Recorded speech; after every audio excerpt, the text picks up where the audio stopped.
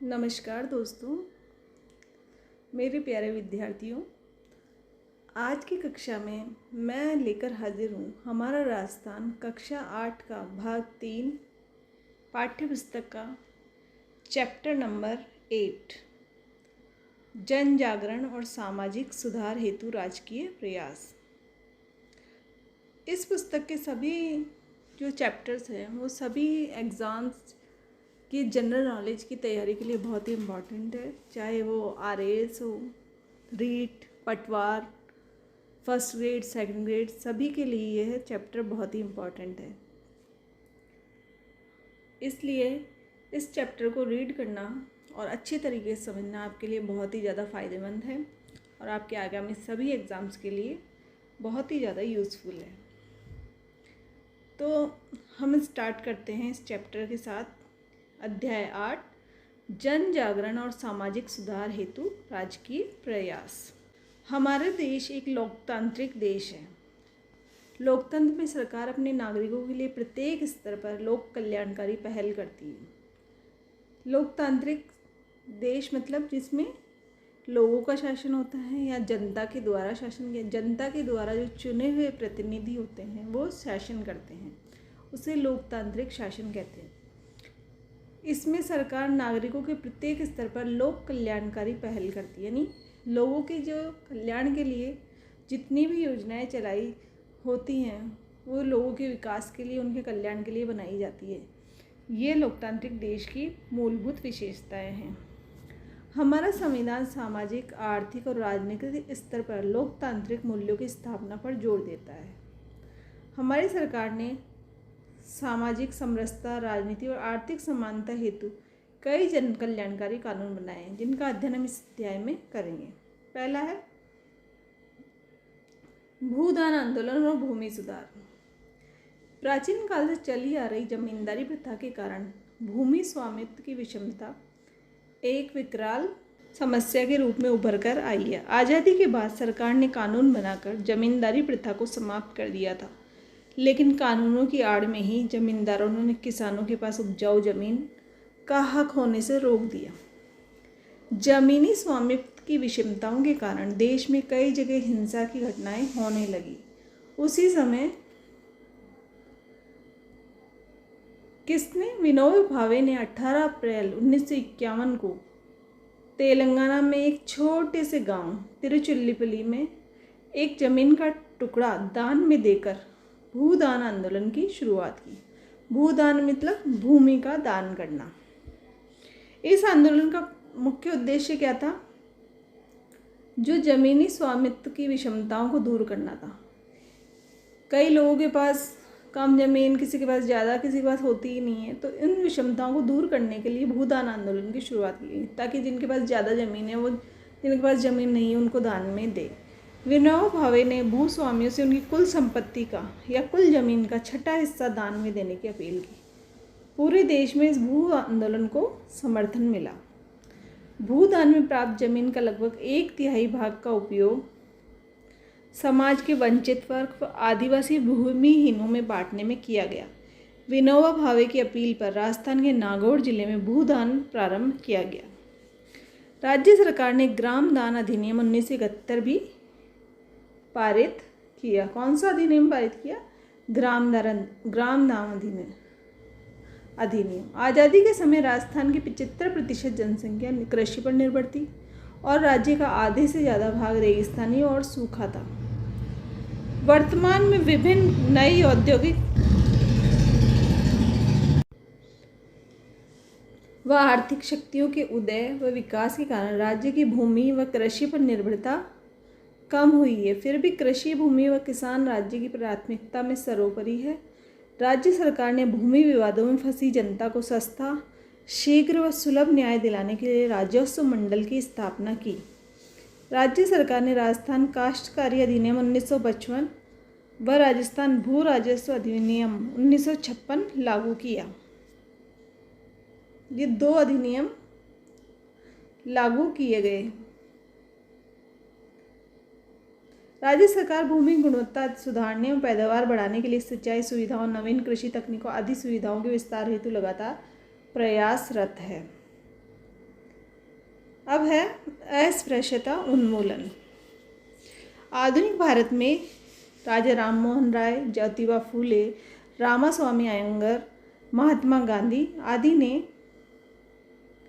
जातिगत भेदभाव और असमानता को दूर करने का प्रयास किया। इसी तरह राजस्थान में भी स्वतंत्रता से पूर्व दयानंद सरस्वती, गोविंद गुरु, मामा बालेश्वर, हरिभाऊ उपाध्याय आदि समाज सुधारकों के नामों का उल्लेख किया जा सकता है, जिन्होंने सामाजिक भेदभाव को दूर करने हेतु प्रभावी प्रयास किए।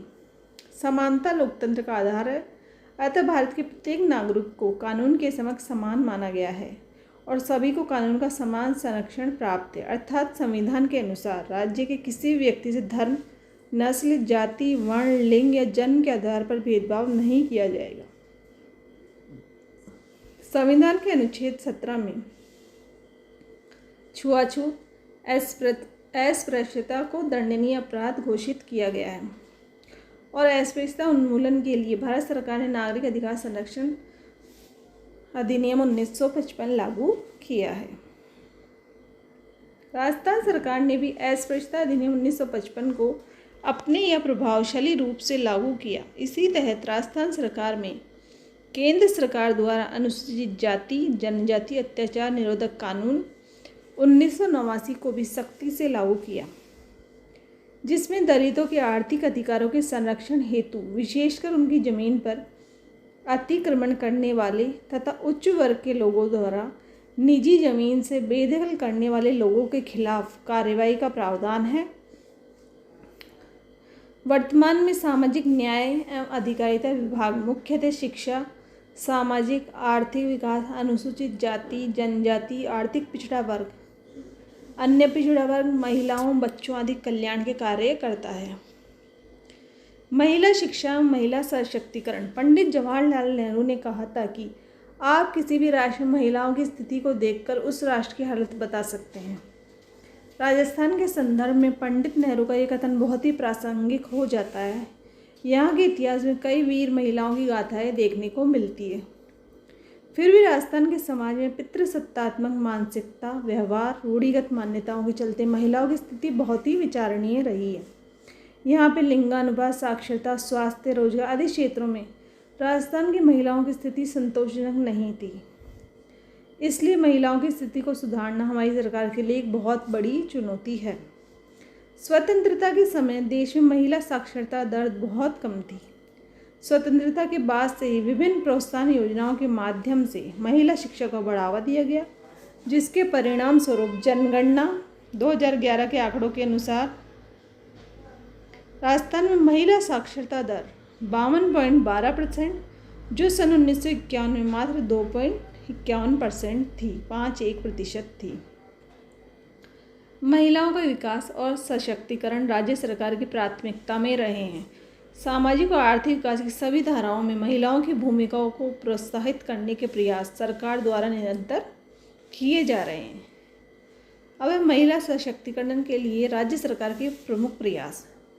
कौन कौन से प्रयास किए गए जो राजस्थान सरकार ने? पहले है राज्य महिला आयोग। राज्य सरकार ने 15 मई 1999 को राजस्थान राज्य महिला आयोग का गठन किया। ये महिलाओं के प्रति अनुचित व्यवहार की जांच, राज्य लोक सेवाओं महिलाओं के प्रति दुर्व्यवहार और महिलाओं की दशा सुधारने की दृष्टि में प्रभावी कदम उठाता है। आयोग जनता सीधी सुनवाई, जनसंवाद, शिकायत और समाचार पत्रों में प्रकाशित समाचारों पर संज्ञान के आधार पर कार्यवाही करता है। राज्य महिला आयोग में एक अध्यक्ष और 3 सदस्य होते हैं और अध्यक्ष का कार्यकाल 3 वर्ष होता है। तो ये थी राज्य महिला आयोग की मुख्य बातें। अब है महिला स्वयं सहायता समूह कार्यक्रम। महिलाओं को रोजगार देने और आर्थिक रूप से आत्मनिर्भर बनाने के लिए कार्यक्रम चलाया जा रहा है, जिसमें 10 से 20 महिलाएं स्वयं अपने निर्णय लेकर एक समूह बनाती है, अपनी छोटी छोटी बचत के माध्यम से स्वावलंबन की प्रवृत्तियाँ विकसित करती है एवं स्वरोजगार की राह पर आगे बढ़ती है। इन समूहों द्वारा निर्मित उत्पादों की बिक्री के लिए सरकार अवसर उपलब्ध कराती है। महिला घरेलू हिंसा निरोधक अधिनियम 2005 महिलाओं को घरेलू हिंसा से संरक्षण और तुरंत राहत देने के उद्देश्य से भारत सरकार द्वारा यह अधिनियम लागू किया गया है। इस अधिनियम में घरेलू हिंसा को व्यापक रूप से परिभाषित किया गया है। राजस्थान में इस अधिनियम के तहत महिला एवं बाल विकास विभाग के सभी उपनिदेशकों, बाल विकास परियोजना अधिकारियों एवं प्रचेताओं को संरक्षण अधिकारी नियुक्त किया गया है। राज्य के सभी अस्पतालों, प्राथमिक स्वास्थ्य केंद्रों, सामुदायिक स्वास्थ्य केंद्रों को चिकित्सा सुविधा के रूप में अधिकृत किया गया है। राजीव गांधी किशोरी सशक्तिकरण योजना, और इसको सबला भी कहा जाता है। इस योजना के अंतर्गत किशोरियों के पोषण और स्वास्थ्य स्तर को सुधारने, साक्षरता, कौशल विकास तथा सामाजिक मुद्दों पर बेहतर समझ विकसित करने का प्रयास किया जाता है। यह योजना 11 से 18 वर्ष की विद्यालय न जाने वाली अथवा बीच में विद्यालय छोड़ देने वाली किशोर बालिकाओं के लिए संचालित की जा रही है। अब है बेटी बचाओ बेटी पढ़ाओ। इसकी शुरुआत वर्ष 2015 में देश भर में घटते बाल लिंगानुपात को ध्यान में रखकर की गई थी। ये महिला और बाल विकास मंत्रालय, स्वास्थ्य एवं परिवार कल्याण मंत्रालय तथा मानव संसाधन मंत्रालय की संयुक्त पहल है। इसके तहत कन्या भ्रूण हत्या रोकने, विद्यालयों में लड़कियों की संख्या बढ़ाने, विद्यालय छोड़ने वालों की संख्या को कम करने और शिक्षा के अधिकार के नियमों को लागू करने और लड़कियों के लिए शौचालयों के निर्माण में वृद्धि करने जैसे उद्देश्य निर्धारित किए गए हैं। महिला सशक्तिकरण के लिए कुछ अन्य महत्वपूर्ण कानून भी विद्यमान हैं, जैसे हिंदू उत्तराधिकार, दत्तक ग्रहण एवं संरक्षण अधिनियम 1956, इसमें संशोधन 2005 में किया गया। इसके अलावा है दहेज निषेध अधिनियम 1961। इसके अलावा है बाल विवाह निषेध अधिनियम 1925। इसमें 2 संशोधन किए गए हैं, एक 1986 में, एक 2006 में। अब है मतदान की प्रक्रिया। विद्यालय में बाल संसद के चुनाव हो रहे थे। सभी विद्यार्थी मत पत्र पर निशान लगाकर अपनी पसंद के कक्षा प्रतिनिधि का समर्थन कर रहे थे। तभी गीता शिक्षक से पूछती है कि गुरुजी, क्या विधानसभा और लोकसभा के लिए भी प्रतिनिधियों का चुनाव इसी तरह किया जाता है? गुरुजी ने बताया कि अब अधिकांश चुनावों में इलेक्ट्रॉनिक वोटिंग मशीन (ईवीएम) का प्रयोग किया जाता है। ईवीएम के प्रयोग में मतपत्र पर मोहर लगाने के स्थान पर मशीन का बटन दबाकर अपने पसंद के उम्मीदवार को वोट दिया जाता है। एक ईवीएम द्वारा अधिकतम 16 उम्मीदवारों को वोट दिया जा सकता है। इनमें से अंतिम बटन नोटा का होता है। इस प्रक्रिया में मतदान केंद्रों का निर्धारण, मतदाता सूची का चुनाव में खड़े उम्मीदवारों में से किसी भी उम्मीदवार को अगर मतदाता उपयुक्त नहीं मानता है तो वह अंतिम नोटा बटन दबाकर अपना मत सुनिश्चित कर सकता है। प्रकाशन, उम्मीदवारों की सूची, ईवीएम को चुनाव हेतु तैयार करना आदि कार्य शामिल है। प्रत्येक मतदान केंद्र के लिए जिला निर्वाचन अधिकारी द्वारा एक मतदान दल का गठन किया जाता है। मतदान दल में एक पीठासीन अधिकारी व अन्य मतदान अधिकारी होते हैं। मतदान केंद्र में प्रवेश करते ही मतदाता के नाम का मतदाता सूची से मिलान किया जाता है। इसके बाद मतदाता में बाएं हाथ की तर्जनी उंगली पर अमिट स्याही लगाई जाती है। मतदाता रजिस्टर में उसके हस्ताक्षर करने के बाद मतदाता ईवीएम मशीन पर वोट डालने के लिए मतदान कैबिन में प्रवेश करता है। यहाँ वह ईवीएम का बटन दबाकर गुप्त रूप से अपना वोट डालता है। इस प्रकार मतदान प्रक्रिया पूर्ण होती है। आजकल ईवीएम के साथ वीवीपीएटी का भी प्रयोग किया जाता है।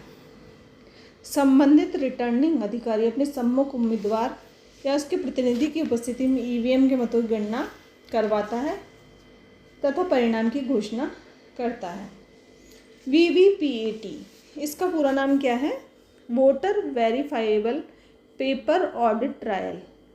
ये एक प्रिंटर युक्ति है। इसको ईवीएम के बैलेट यूनिट व कंट्रोल यूनिट से जोड़ा जाता है। मतदान होते ही प्रिंटर द्वारा एक बैलेट पर्ची प्रिंट होती है जिस पर उम्मीदवार का क्रमांक, नाम व चुनाव चिन्ह अंकित होता है। यह पर्ची 7 सेकंड तक एक पारदर्शी बॉक्स में मतदाता को दिखाई देती है, जिसके बाद पर्ची प्रिंटर के ड्रॉप बॉक्स में चली जाती है। बीप की आवाज़ सुनाई देती है। इस प्रकार मतदान की प्रक्रिया पूर्ण होती है। इससे मतदाता यह जान सकता है कि उसने जिस उम्मीदवार को वोट दिया है उसे ही वोट मिला है या नहीं। इसके उपयोग से निर्वाचन प्रक्रिया में निष्पक्षता और विश्वसनीयता बढ़ी है। मतगणना विवाद की स्थिति में इन पर्चियों की सहायता ली जा सकती है। अब है सुव्यवस्थित मतदाता शिक्षा और निर्वाचक सहभागिता, स्वीप। इसे स्वीप भी कहा जाता है। सुव्यवस्थित मतदाता शिक्षा और निर्वाचक सहभागिता मतदाताओं, नागरिकों, निर्वाचकों को निर्वाचन प्रक्रिया में बारे में प्रशिक्षित करने और उनकी सहभागिता बढ़ाने हेतु निर्वाचन विभाग द्वारा बहुमुखी कार्यक्रम को सुव्यवस्थित मतदाता शिक्षा और निर्वाचक सहभागिता कहते हैं। इस कार्यक्रम के दो मुख्य उद्देश्य हैं। पहला है सूचित मतदान, निष्पक्ष और नीतिपरक मतदान। दूसरा है सूचित मतदान, जागरूकता के साथ मतदान। अब है सूचना का अधिकार। कभी कभी समाज के विभिन्न वर्गों और सामाजिक संगठनों द्वारा किसी खास कानून को बनाने के लिए सरकार से मांग की जाती है। इन मांगों के प्रति सरकार संवेदनशील होते हुए कानून का निर्माण करती है। ऐसा ही एक उदाहरण हमारे राजस्थान में देखने को मिलता है। राजस्थान के राजसमंद जिले की भीम तहसील के देवडूंगरी गांव में मजदूरों और किसानों ने अपनी मजदूरी से संबंधित सरकारी रिकॉर्ड जैसे हाजिरी, भुगतान रजिस्टर की प्रतियां मांगने के लिए संघर्ष किया। इसी मांग के आधार पर सन 2000 में राजस्थान सूचना का अधिकार कानून बनाने वाला पहला राज्य बना। धीरे धीरे सूचना का अधिकार यानी राइट टू इन्फॉर्मेशन का संघर्ष आंदोलन का रूप लेते हुए राष्ट्रव्यापी हो गया। जनता की भावनाओं को स्वीकार करते हुए भारत सरकार ने सूचना का अधिकार अधिनियम 2005 बनाया। यह कानून सरकारी स्तर पर जन भागीदारी और पारदर्शिता को बढ़ाने का शक्तिशाली कदम साबित हुआ। इस कानून के माध्यम से आम व्यक्ति सरकार तक किसी भी सरकारी विभाग से सूचना प्राप्त कर सकता है। अब है निःशुल्क और अनिवार्य बाल शिक्षा का अधिकार अधिनियम यानी RTE यानी राइट टू एजुकेशन। शिक्षा को सरल व सुगम बनाने के उद्देश्य से भारत सरकार द्वारा यह अधिनियम इसी तरह राजस्थान सरकार ने राजस्थान निःशुल्क एवं अनिवार्य बाल शिक्षा का अधिकार अधिनियम 2010 बनाया, जो 1 अप्रैल 2011 से लागू हुआ। इस अधिनियम में 6 से 14 आयु वर्ग के बच्चों को निःशुल्क एवं अनिवार्य प्रारंभिक शिक्षा कक्षा 1 से 8 तक का प्रावधान किया गया है, ताकि कोई भी बच्चा शिक्षा से वंचित न रहे। इस अधिनियम के तहत बच्चा अपनी आयु अनुसार निर्धारित कक्षा में कभी भी प्रवेश ले सकता है। निजी स्कूलों में कमज़ोर एवं पिछड़े वर्ग के बच्चों के लिए 25% सीटें आरक्षित होती है, जिसके बदले सरकार द्वारा तय राशि निजी स्कूलों को दी जाती है। अब है बाल अधिकार। 20 नवंबर 1989 को संयुक्त राष्ट्र की आम सभा द्वारा बाल अधिकार समझौते को पारित किया गया था। बाल अधिकार समझौता ऐसा पहला अंतर्राष्ट्रीय समझौता है जो सभी बच्चों के नागरिक, सांस्कृतिक, सामाजिक, आर्थिक एवं राजनीतिक अधिकारों को मान्यता देता है। इस बाल अधिकार समझौते पर भारत ने 1992 में हस्ताक्षर कर अपनी प्रतिबद्धता व्यक्त की है। बच्चों के ये अधिकार 4 मूल सिद्धांतों पर आधारित है, जिनमें जीने का अधिकार, सुरक्षा का अधिकार, विकास का अधिकार और सहभागिता का अधिकार शामिल है। राज्य बाल अधिकार संरक्षण आयोग एवं राजस्थान राज्य बाल संरक्षण समिति बाल संरक्षण के मुद्दों की सामुदायिक स्तर पर क्रियान्विति एवं जागरूकता हेतु कार्य करती है। चाइल्ड हेल्पलाइन राज्य में कठिनाइयों में घिरे पीड़ित, उपेक्षित, लावारिस, देखरेख और संरक्षण की जरूरत वाले बच्चों के लिए 24 घंटे निःशुल्क आपातकालीन पहुंच सेवा 1098 टोल फ्री टेलीफोन सेवा संचालित की जा रही है। राजस्थान में बाल संरक्षण की चुनौतियां जैसे बाल विवाह, कन्या भ्रूण हत्या, बाल लिंगानुपात, बाल श्रम, कुपोषण आदि के उन्मूलन एवं सुधार के लिए राज्य सरकार प्रयासरत है।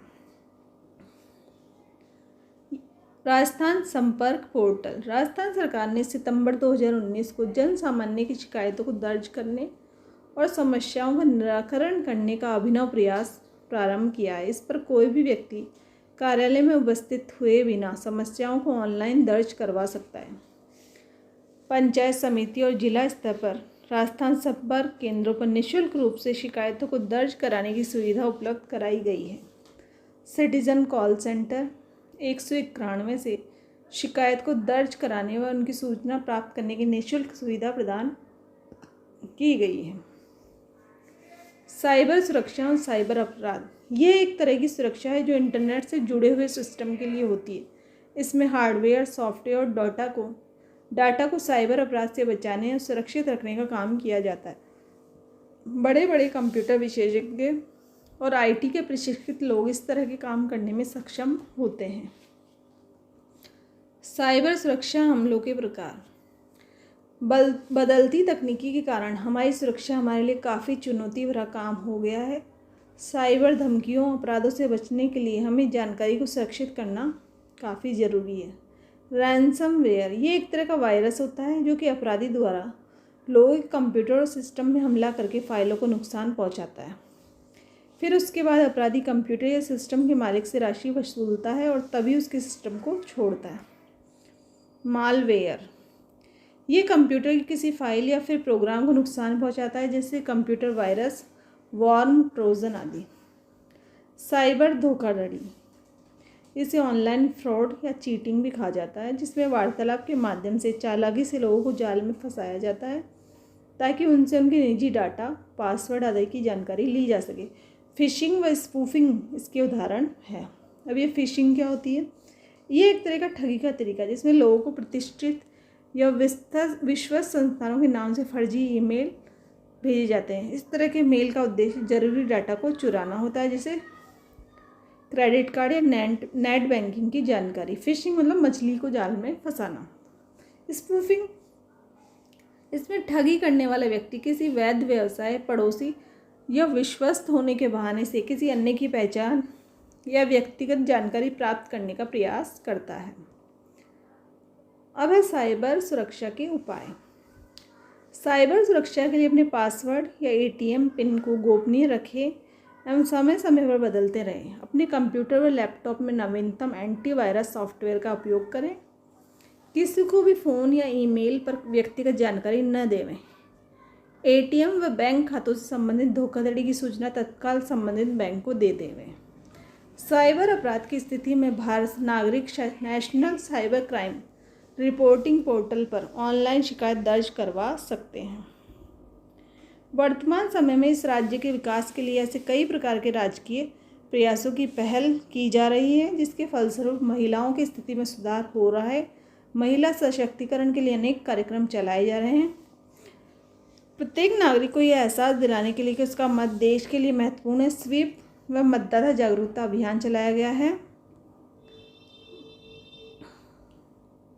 समस्त वर्गों के कार्य के प्रति जवाबदेह हेतु सूचना का अधिकार बच्चों के लिए निःशुल्क अनिवार्य शिक्षा कानून बेहतरी से बनाया गया है। यही नवीन तकनीकी को उपयोग लाने और अपने कार्य को सुगम बनाने वाले के साथ छिपे चल रहे आए साइबर अपराधों से बचने के लिए भी जागरूकता कार्यक्रम चलाया जा रहा है।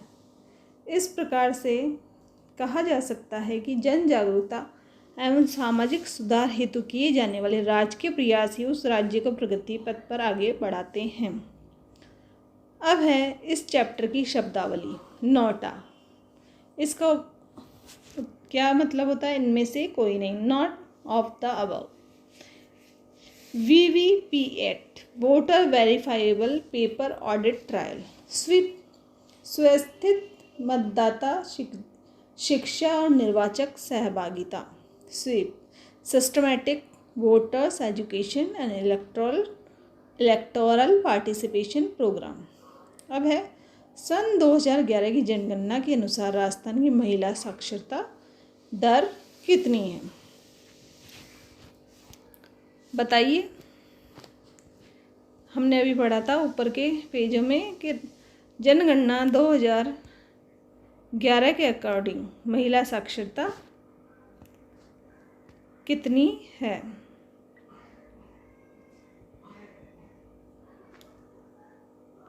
52.12%। कितनी है?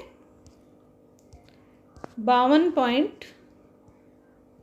1-2%, यानी ऑप्शन नंबर बी आपका ठीक हो जाएगा। इसी तरह आप सर्च करके चैप्टर में से अपने आंसर्स को वेरीफाई कर सकते हैं और बिल्कुल एक्यूरेट क्वेश्चन का आंसर आप ढूंढ सकते हैं। भूदान आंदोलन के जनक कौन है? विनोबा भावे। ये भी हमने वहाँ पे पढ़ा था, जब भूदान आंदोलन के बारे में हमने शुरू में पढ़ा था, तो उसी में हमने पढ़ा था कि भूदान आंदोलन किसने शुरू किया था। ये रहा, विनोबा भावे की अपील में राजस्थान के नागौर जिले में भूदान आंदोलन प्रारंभ किया गया।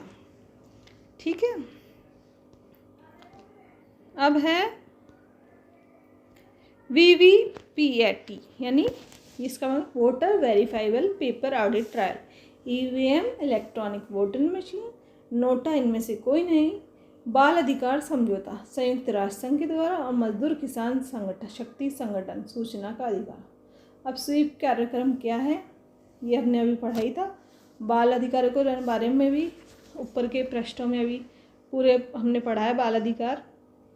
उसमें से हम बाल अधिकारों के बारे में चाइल्ड हेल्पलाइन, ये बाल अधिकार के अंतर्गत आएंगे। तो ये था पूरा चैप्टर नंबर 8। आशा है आप लोगों को समझ में आया होगा। जन जागरण और सामाजिक सुधार हेतु राजकीय प्रयास। अगर आपको मेरा चैप्टर पढ़ाया हुआ समझ में आए और मेरा वीडियो अच्छा लगे तो वीडियो को लाइक, कमेंट और शेयर करना ना भूलें। और आगे भी मैं आपके लिए अलग चैप्टर्स की वीडियो लेकर आती रहूँगी। तब तक के लिए धन्यवाद, थैंक यू एंड जय हिंद।